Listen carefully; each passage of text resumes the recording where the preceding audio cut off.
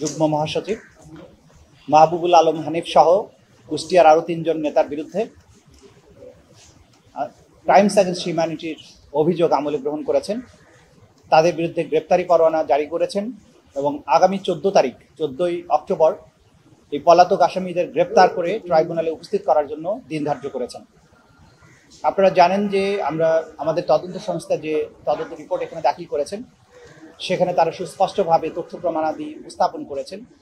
মাহবুবুল আলম হানিফ আওয়ামী লীগের প্রভাবশালী নেতা হওয়ার কারণে তাদের কোর কমিটির সদস্য হিসাবে আওয়ামী লীগের প্রত্যেকটি ডিসিশন মেকিংয়ে তার ভূমিকা রয়েছে।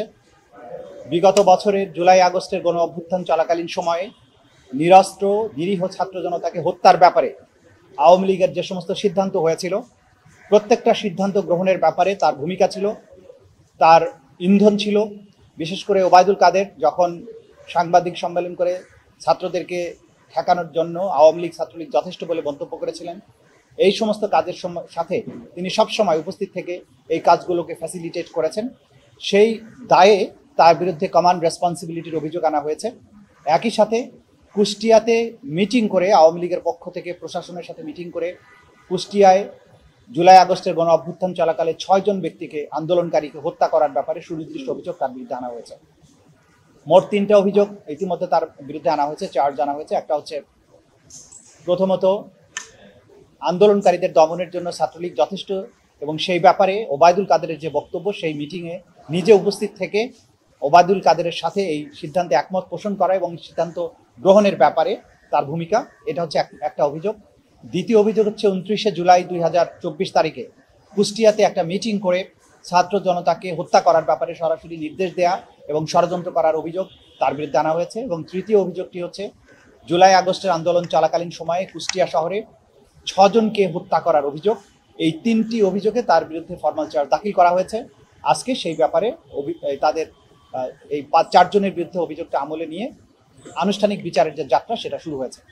আমরা আপনাদেরকে এই কথাটি বলতে চাই, যারা এতদিন ধরে বিভিন্নভাবে শঙ্কা প্রকাশ করেছিলেন যে বিচার কেন দেরি হচ্ছে বা বিচার আদৌ হচ্ছে কিনা, এগুলো হচ্ছে তাদের জন্য জবাব।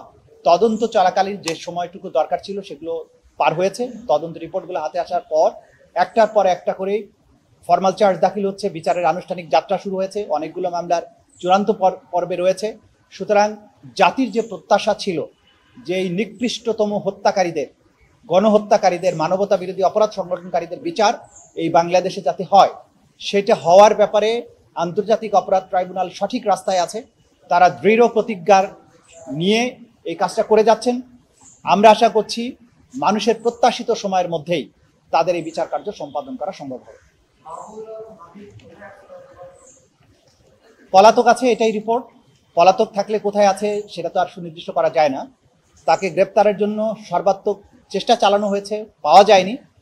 ফরমাল চার্জ দাখিল হওয়ার পরে আবারও গ্রেপ্তারি পরোয়ানা জারি হয়েছে, আবারও তারা চেষ্টা করবেন এবং যতক্ষণ পর্যন্ত তাদেরকে গ্রেপ্তার করা সম্ভব না হবে আইন শৃঙ্খলা রক্ষাকারী বাহিনী তাদের পেছনে লেগে থাকবেন, চেষ্টা করবেন তাদের গ্রেপ্তার করে বিচারের মুখোমুখি করার জন্য।